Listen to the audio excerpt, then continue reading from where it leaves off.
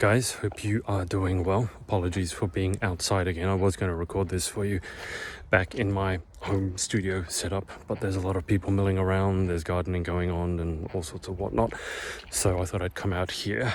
Also, I'm going for a walk because I just got back from playing tennis with my best friend, and he will feature again in this story. But I don't really play tennis as such. It's not like a tennis match. It's more I go there to, if I can walk by the end of it, I'm disappointed. So I really just go there to work out. I've mentioned this in some of my other ADHD videos.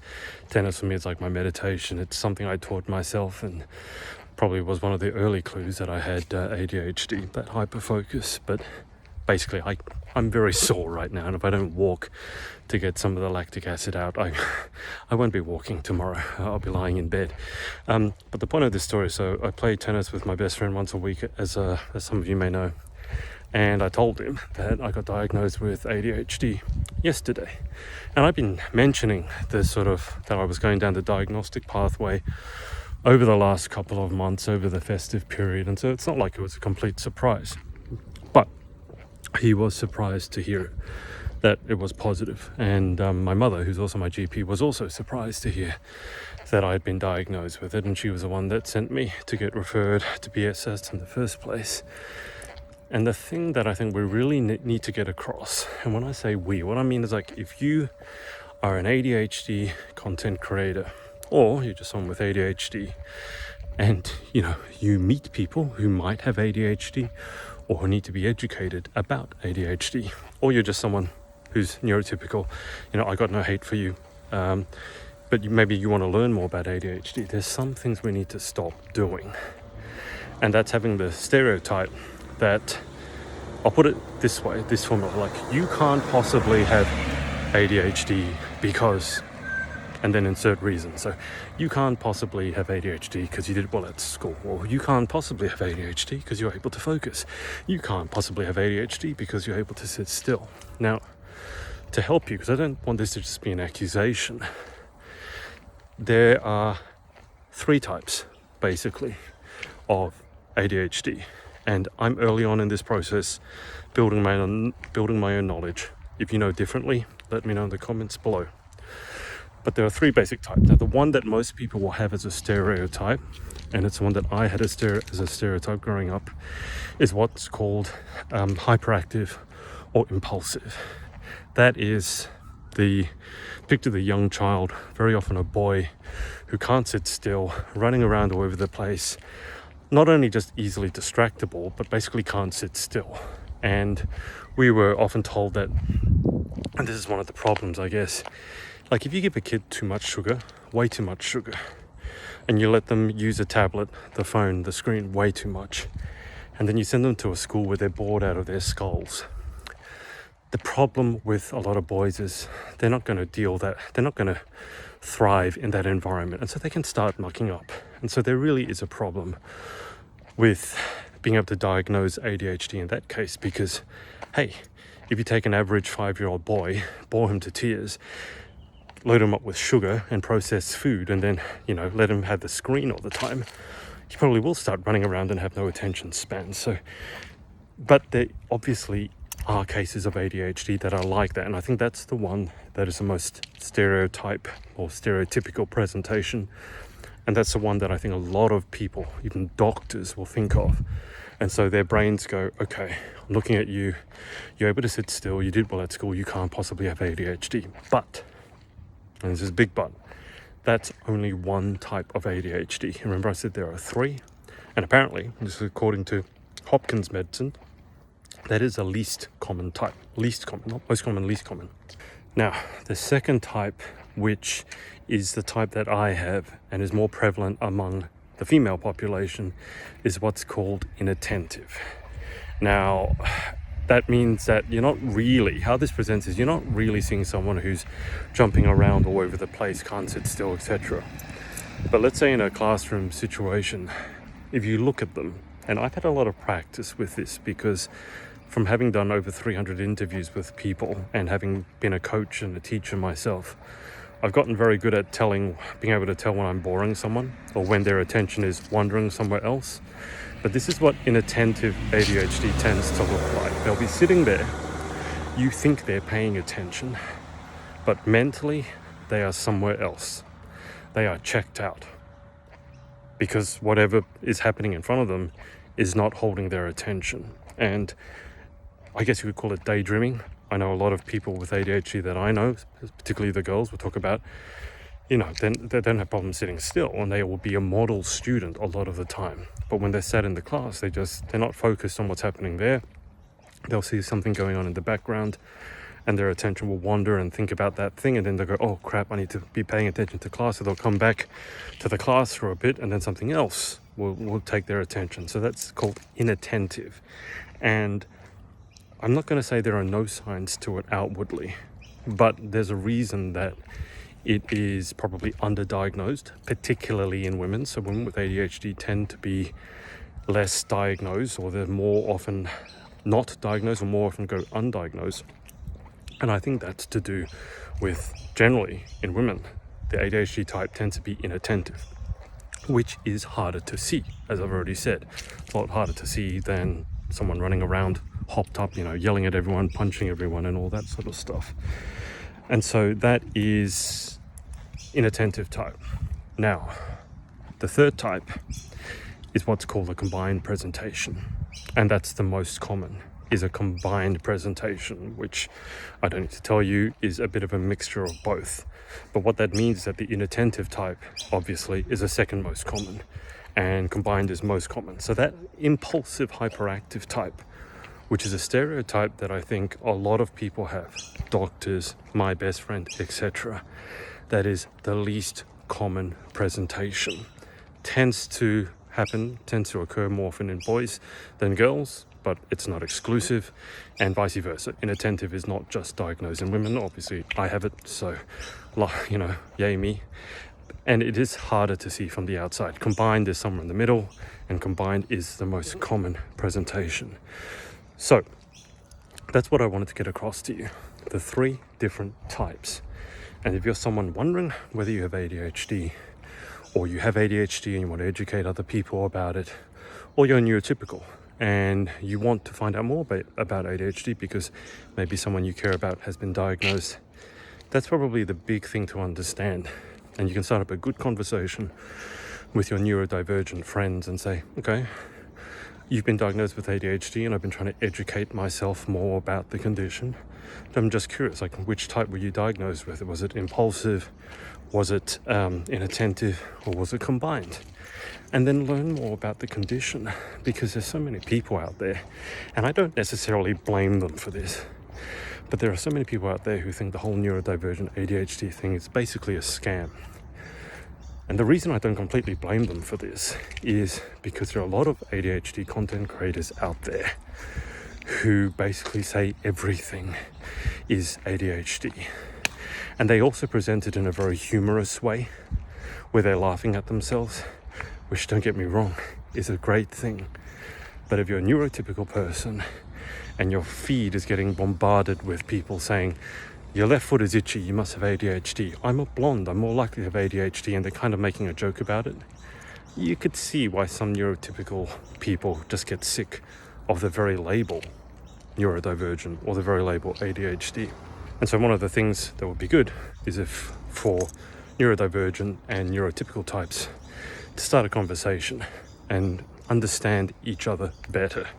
For example, I cannot understand how some people don't have an internal monologue. I'll take that to the day I die. I don't understand it.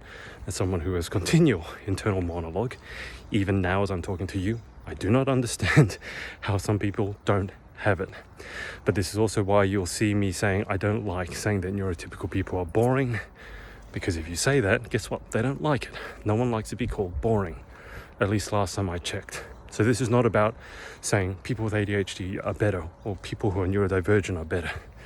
We are what we are. We're all unique, and we all have our crosses to bear and our struggles to deal with. Let me leave you with one more thing.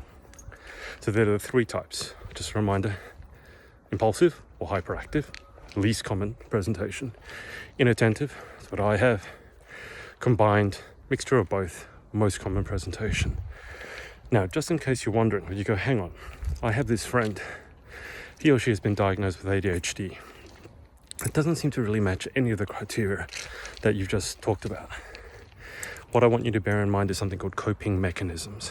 Now, what is a coping mechanism? Well, let's take someone who is diagnosed inattentive ADHD, my friend Eliza, or even myself. And you look at them and you go, wow, they're doing really well academically. They're doing really well in their assessments and their assignments. So what's going on here? Obviously, they must be able to pay attention, because otherwise they wouldn't be able to be getting high marks. Well, here's where a coping mechanism can come in. So very early on, as soon as this person works out that they have issues focusing, they don't immediately think, hey, I have ADHD, but they realize, you know what? I have a lot of difficulty with this assignment. Like, I can't get myself to do it ahead of time. I keep procrastinating. The human brain is a wonderful thing. The human brain works out, realizes that it seems pretty important that you get this assignment done. I don't know if it's quite life or death in the brain, but it might be close to that. And so your brain goes, how am I going to get this person who continually procrastinates and is hooked on dopamine, how am I going to actually get them to do this assignment that they really don't want to do? I know. I'll give them massive anxiety. And I don't know if it exactly works this way, but I think it's a useful analogy for what happens. The anxiety kicks in, and basically you become terrified, and then the fight or flight really kicks in, because you go, hang on, crap, I've been putting off this assignment, but if I don't, it's due tomorrow. If I don't do it, I'm going to fail the entire semester. That would equal massive amounts of pain, whether it's emotional pain, financial pain, or the worst type of pain, disappointing your parents or your teachers. Sorry about the noise. The anxiety kicks in, and finally you get your assignment done on the last day before it's due. And because you have hyperfocus, again, ADHD is not a lack of focus, it's a lack of control over where the focus goes. The hyperfocus kicks in and you get to do your assignment. It might be just okay, it might not be that great. Sometimes it can be better than what a neurotypical person worked on for weeks. So it's variable to all over the place in that respect. But that anxiety is literally, in some cases anyway, developed as a coping mechanism for dealing with the procrastination symptom, or the lack of being able to prioritize or plan symptom of ADHD. So much so, if you think this is all crazy and a load of BS, so much so, if you go back and look at my interview with Angel Strong, the very first person I interviewed, my first ADHD interview anyway, she had anxiety and has ADHD, so autism and ADHD. When she got her anxiety treated, the ADHD, it didn't get better, it got worse. Why? Because the anxiety was helping to cope with, or another way to think of it was helping to mask some of the symptoms of that ADHD or ADHD. And so when she was treated for the anxiety by being given medication, other symptoms got worse. And so this might explain why you look at someone and you go, hang on, they don't seem to have any of the symptoms of ADHD. Now, it's possible you're just not aware of the symptoms, but it is also possible that because they've been living with this for so long, the cacophony of symptoms that can present with ADHD, they've been living with them for so long, they've naturally, even without thinking about it, because it's just survival. You don't think about it as a coping mechanism, but you think of it as, if I don't hand in my assignment tomorrow, I'm going to fail. They've developed these ways of dealing with the problems that ADHD can present. Procrastination is really a big one. It's a huge one. Probably one of the most common ones. The inability to follow through, to prioritize, and so you procrastinate, then at the last minute, anxiety kicks in, wham, and you finally get to do your assignment. Now, it works in a way. Is it the ideal way of living? I'll leave that up to you to decide. But the point here is this: you may not, no, your best friend could have ADHD. You might have ADHD. And even if you get a positive diagnosis, you may not believe it. And that might be because you don't know about the symptoms. Maybe it is that you just had that stereotype of the little boy running around hopped up on sugar, and you go, that's not me. But really look at yourself and go, hang on, maybe I've developed coping mechanisms for dealing with certain symptoms, and I've dealt with them so well, I've coped with them so well, that they're completely masked even from myself. Big one, as I said, is procrastination. Another one, I'll finish on this, time management. A lot of people with ADHD struggle with time management. Now, my friend Eliza developed this coping mechanism. She would turn up to everything compulsively 20 minutes early, 30 minutes early. I can't remember Eliza. If you're watching, I'm sorry, I forget the details. But she would compulsively turn up early. And so if you're looking at that from the outside, you go, Eliza couldn't possibly have ADHD. She always turns up early. Yeah, that's because if she doesn't do that and she doesn't book that in, she will turn up late every single time. And so that's a coping mechanism for dealing with that. So those two things, that's what I want to leave you with. Number one, there are 3 types of ADHD, and the stereotypical presentation is the least common one. So that's number one, point number one.